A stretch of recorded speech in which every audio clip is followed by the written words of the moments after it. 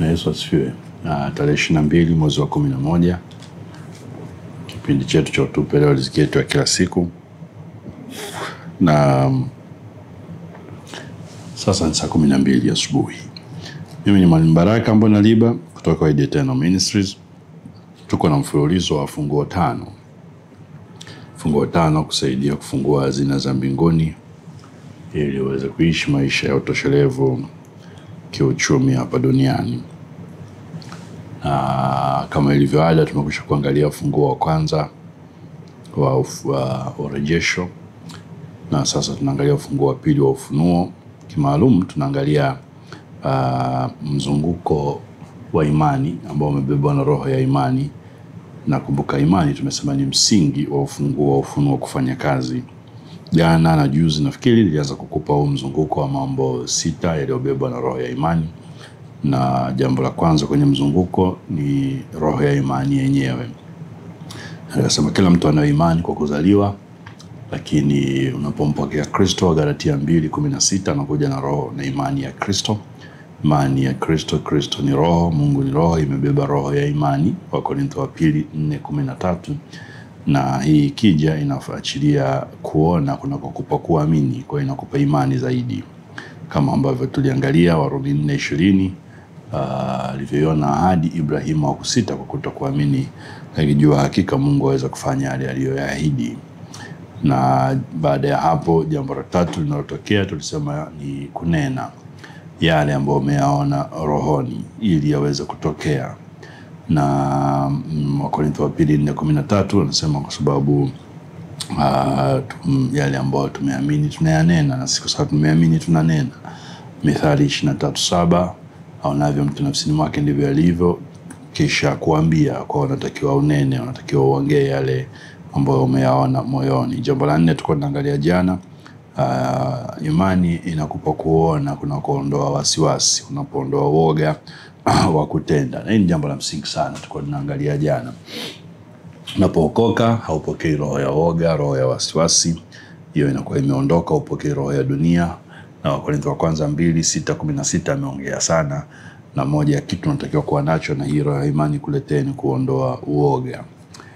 Tutaendelea kidogo hapo kabla sijakupa jambo la 5. Kwa Timotheo wa pili Timotheo wa pili sura ile ya kwanza mstari wa 7 anasisitiza pia hili. Waraka wa Paulo mtume kwa Timotheo sura ya 2 mstari ule wa 7, Biblia inasema, yafahamu sana hayo nisemayo, kwa maana Bwana akakupa akili katika mambo yote. Maana Bwana akakupa akili katika mambo yote. Sura ya kwanza mstari wa 7, nimesoma sura ya pili. Sura ya kwanza mstari wa 7, maana Mungu hakutupa roho ya woga, bali ya nguvu na ya upendo na ya moyo wa kiasi. Kwa hiyo unaona hii roho ya imani inapokuja pia inaondoa woga. Lakini angalia jambo la pili, kukupa nguvu, nguvu ya kutenda yale ambayo umeyaona. Kwa hiyo unatakiwa uendelee kutenda yale ambayo umeyaona. Ukienda Waebrania sura ya 11, waraka kwa Waebrania sura ya 11 ambao unajua imetafsiri ni mama imani na imetuambia mambo mengi yaliyotokea kiimani. Mstari wa 33 kwa mfano anasema, ambao kwa imani walishinda miliki za wafalme, walitenda haki kwa imani, kwa imani walipata ahadi, walifunga vinywa vya simba kwa imani. Huu ni ujasiri. Huu ni ujasiri. Huku ni kuondokewa na woga. Hawa jamaa imani ilivyokuja, walipoona wanaotarajia, wakawa na uhakika, walitenda kwa sababu imani iliondoa uoga. Wakavaa wafalme na miliki zao wakubwa, wengine wakina Ogu, wafalme wenye nguvu sana. Wakapambana nao, wakawashinda, wakatenda haki kwa sababu imani inawapa nguvu na kuondoa uoga. Na wakapata ahadi, wakafunga vinywa vya simba kwa sababu imani inaondoa uoga. Ukisoma kuanzia mstari wa 4, hii sura ya 11 na kuendelea, ndio mambo yenyewe ambayo Biblia inatuambia hao ndugu walifanya. Vitu vingi sana vya ajabu ambavyo walivifanya. Walivifanya kwa nini? Kwa sababu waliamini. Mstari wa 13 kwa mfano inasema, hawa wote wakafa katika imani, wasijapozipokea zile ahadi, bali wakaziona tokea mbali. Kwa hiyo umeona imani iliwapa kuona hizo ahadi tokea mbali na kuzishangilia na kukiri kwamba walikuwa wageni na wasafiri juu ya nchi. Maana hayo wasemao maneno kama hayo waonyesha wazi kwamba wanatafuta nchi zao wenyewe. Kwa maana imani iliwapa kuona kukawapa kutenda ambako hakuna uoga ndani yao, na wakafanya vitu vikubwa kwa sababu ya ile imani ambayo ilikuwa ndani yao. Kienda kitabu kama cha Yoshua sura ya 3 mstari wa 15 na 17, unaona imani kule, kuona kwa kutarajia kunaondoa uoga na unakupa kuona kuna kutenda na imani. Yoshua sura ya 3 mstari wa 15, 17 na mistari mingine, utaona wana wa Israeli walipotaka kuvuka mto Jordan, jambo gumu sana ambalo Yoshua aliwaambia kufanya makuhani, kusimama kwenye kingo za mto Jordan uliofurika ili Israeli wote wapite na wao wapite mwishoni. Na huu ulikuwa ni ujasiri mkubwa. Nini kilifanya wawe na ujasiri?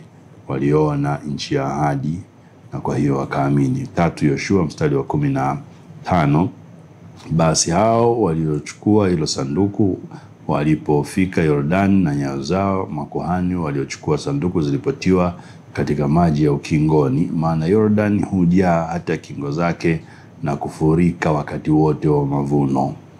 Ndipo hayo maji yaliposhuka kutoka juu yakasimama, yakainuka, yakawachuguu mbali sana huko Adamu, mji ule ulio karibu na Sherathi, na mistari ile inaendelea. Nataka uone mstari wa 17, na hao makuhani walichukua sanduku la agano la Bwana wakasimama imara mahali pakavu katikati ya Yordani, Israeli wote wakavuka. Mstari wa 15 anasisitiza hiki ni kipindi ambacho Yordani hujaa hata kingo zake na kufurika wakati wote wa mavuno. Unajaa mpaka unafurika, lakini watu walisimama kwenye hizo kingo, wamebeba sanduku la agano mpaka Israeli wote wakavuka. Hiyo ni imani. Ilisukumwa na nini? Kuona nchi ya ahadi iliyokuwa ng'ambo ya pili, na kwamba wanaitarajia kuingia. Na hiyo haiji hivi hivi, inaletwa na roho ya imani.